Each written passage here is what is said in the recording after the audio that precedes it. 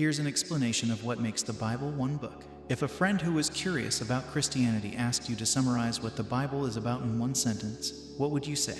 That's a challenging question because we often learn about various stories from the Bible, but don't often talk about the Bible as a whole. As a result, it's easy to get the impression that the Bible is a collection of wonderful stories, but without anything that connects them together. There is an overarching storyline, though, and it's this narrative that makes the Bible a single book. By understanding it, you'll be able to grasp what the Bible is about, make sense of how the parts of the Bible fit into the whole, and gain insight into the meaning of individual books, passages, and verses. A good one-sentence summary of the Bible is the following. The Bible tells the story of the redemption of human beings. In Genesis, the first book of the Bible, paradise is lost, and in the last book, Revelation, paradise is restored. The story unfolds in 4 major parts, which can be compared to the acts of a play. These 4 acts are 1 creation, 2 fall, 3 redemption, and 4 restoration.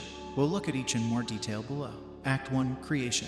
The Old Testament contains Act 1 and Act 2, creation and fall, but also predicts and looks forward to Acts 3 and 4, redemption and restoration.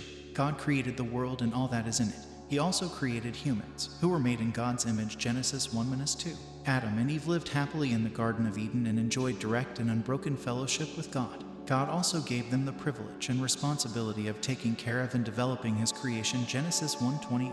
There was only one rule to obey. They were not to eat from the tree of the knowledge of good and evil. The penalty for doing this, God warned, would be death, Genesis 2:16-17.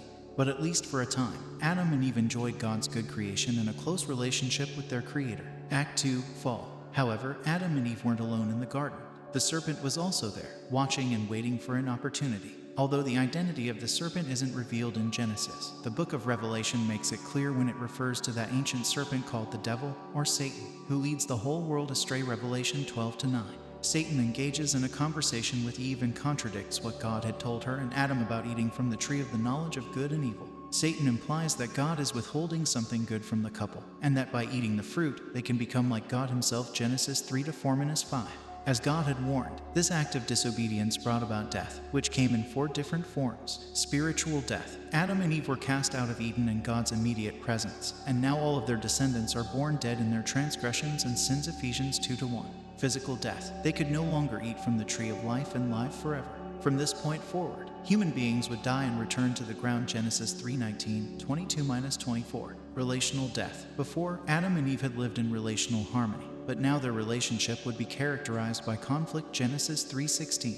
This conflict would infect all human relationships, bringing division and disharmony. Creational death. Cursed is the ground because of you, God told Adam. The Apostle Paul echoes this when he writes, the whole creation has been groaning as in the pains of childbirth right up to the present time, Romans 8:22. This rebellion by Adam and Eve, and the consequences that resulted, are known as the fall. Act 3, redemption. The fall was an incredible tragedy whose consequences we still deal with today. But because of God's love and mercy, He immediately initiated a rescue plan. Rather than leave the human race in permanent exile, He promised that a descendant of Eve would one day destroy Satan's work. I will put enmity, hostility between you, the serpent, Satan, and the woman, and between your offspring and hers. He will crush your head, and you will strike his heel, Genesis 3:15. This verse has been called the Proto-Evangelion, the first telling of the gospel, because it foretells that a son of Eve would one day destroy the serpent, but sustain an injury in the process. In hindsight, we know that this was fulfilled by Jesus, who defeated Satan decisively on the cross by paying the penalty for our sin, yet suffered the pain of crucifixion, 1 John 3-8, Colossians 2:13-15. Thus, Act 3 is foretold in the Old Testament, but takes place in the New Testament through the death and resurrection of Christ, as described in the 4 Gospels. This act tells the story of redemption, which in Scripture conveys the idea of making a payment in order to release someone from a state of captivity, slavery, or death, Ephesians 1-7. Act 4, restoration. We've seen how paradise was lost because of the fall, but that God made a way for all people to be reconciled to Himself through Christ's redeeming work. Yet creation, as Paul observes, remains in bondage to decay, Romans 8:20, including our own physical bodies. So, in order to fully reverse the destruction that happened in the garden, God will create a new heavens and earth in the 4th and final act of the Bible's storyline, restoration. Act 4 takes place in the book of Revelation in the New Testament. There, we see God reversing all of the effects of the fall and restoring creation to His original intention. Death will be no more. Once again, the tree of life will be freely available. And no longer will there be any curse, Revelation 22:2-3. God's people will live together in harmony. And as in the garden, we will have direct and intimate fellowship with God. As the Apostle John, the author of Revelation, declares, God's dwelling place is now among the people, and he will dwell with them.